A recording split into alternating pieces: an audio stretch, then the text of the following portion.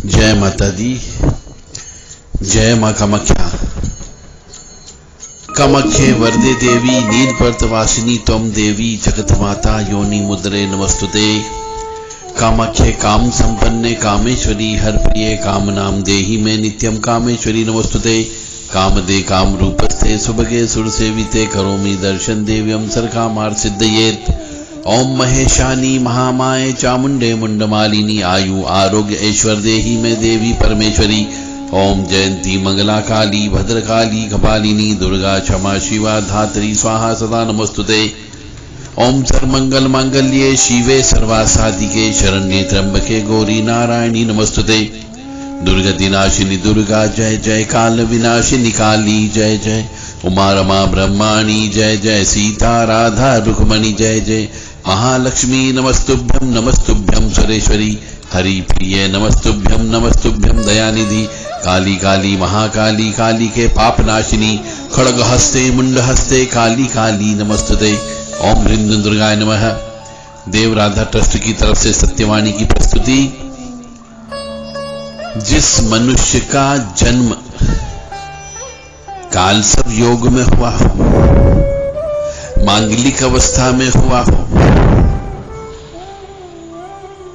तो फिर उस मनुष्य को चाहिए कि वह प्रारंभ से ही ईश्वर की शरण में चला जाए।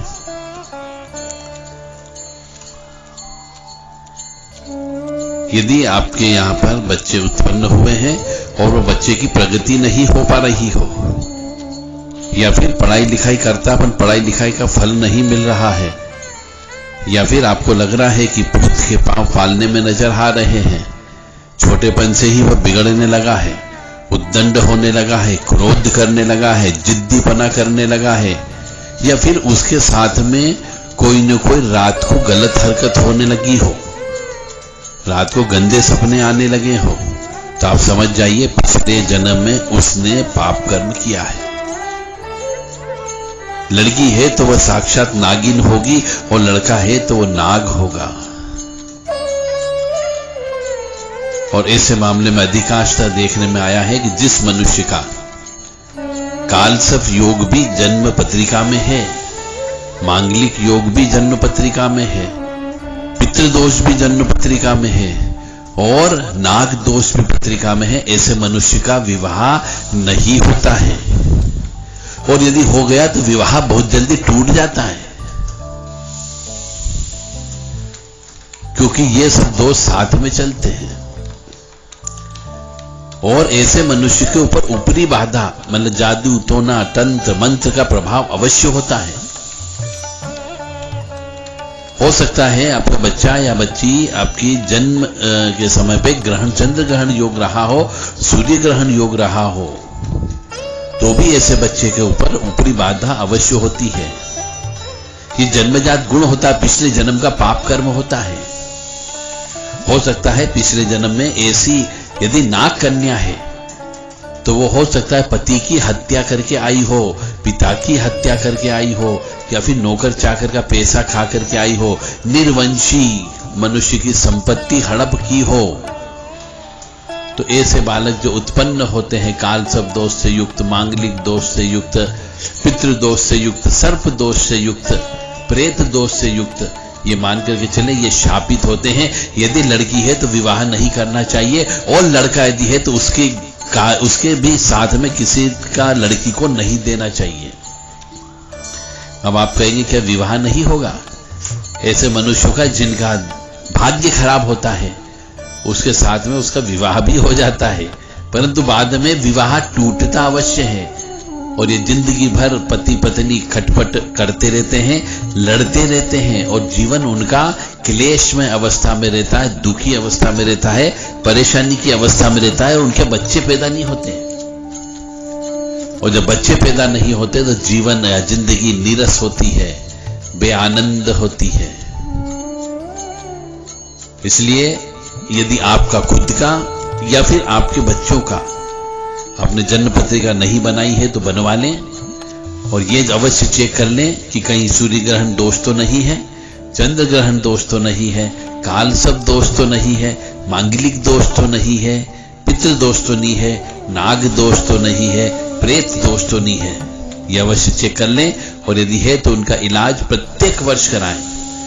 हमारे पास आते हैं कि साहब हमने आज तक 20 साल के हो गए, 30 साल के हो गए, 35 साल के हो गए, विवाह नहीं हुआ है, और जब विवाह के लिए भटकते हैं तब पत्रिका हमारे पास पहुंचती है। तो वो न तो मांगलिक पूजा कराना जानते हैं और न करना जानते हैं, न उनने आज तक कालसर्प दोष की पूजा कराई, न पितृदोष की पूजा कराई, इसलिए आज तक उनका विवाह नहीं हुआ। और विवाह, कुछ लोगों का विवाह हो गया तो उनके बच्चे पैदा नहीं हुए, क्योंकि अमावस्या को उत्पन्न हुए हैं। तो जो बालक अमावस्या को उत्पन्न होता है वो अधिकांशतः देखा गया है कालसर्प दोष और मांगलिक दोष से युक्त होता है। तो जिसका जन्म अमावस्या को हो या पूर्णिमा के आसपास हो तो उस बच्चे का अवश्य चेक करवा ले, और उसके सुखी जीवन के लिए पूजा पाठ पर अवश्य ध्यान दे। हमारी भारतीय परंपरा, संस्कार, संस्कृति, रीति रिवाज, मान्यता और प्रथा जो भी है यह सब वैज्ञानिक है, और वो प्रथा आज फिर से पूरा संसार मानने को तैयार हो रहा है। जैसे सब बोलने के भैया हाथ नहीं मिलाना चाहिए, तो आज हाथ नहीं मिला रहे हैं, सब नमस्ते कर रहे हैं, मुंह को ढक करके चल रहे हैं। अरे पहले पुराने जमाने में घूंघट रखा जाता था, इसीलिए कि किसी प्रकार का कोई भी जीवाणु कीटाणु उनके शरीर में प्रवेश न करे, इसलिए घूंघट रखा जाता था। सिर को ढक करके रखा जाता था, क्योंकि ब्रह्मरंध्र के माध्यम से बहुत सी नकारात्मक ऊर्जा शरीर में प्रवेश करती है। इसलिए पुराने जमाने में सभी व्यक्ति टोपी पहनते थे, साफा पहनते थे, पगड़ी पहनते थे, और अब पुनः उसी धारा की ओर चल पड़े हैं। ये अच्छी बात है।